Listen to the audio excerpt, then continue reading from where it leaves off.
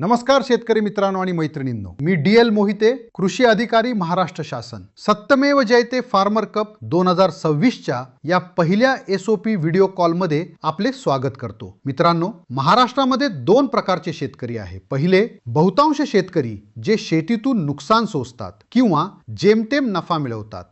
दुसरे, अतिशय अल्प प्रमाणात असलेले असे शेतकरी जे शेतीतून प्रचंड नफा मिळवतात. या दोन प्रकारच्या शेतकऱ्यांमध्ये काय फरक आहे हे तुम्हाला माहिती आहे का? नुकसान सोसणारा पहिला शेतकरी पेरणीची तयारी पेरणीच्या अगदी आदल्या दिवशी सुरू करतो, तर प्रचंड नफा मिळवणारा दुसरा शेतकरी पेरणीची तयारी किमान 15 दिवस आधी सुरू करतो. लक्षात घ्या, पेरणीच्या 15 दिवस आधी.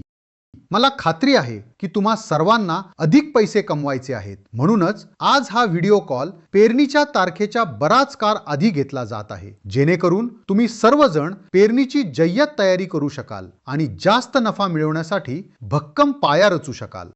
मित्रांनो, तुम्हाला माहिती आहेच की शेतकऱ्याला अधिक पैसे मिळवून देणारी जादूची छडी म्हणजेच SOPची अंमलबजावणी होय.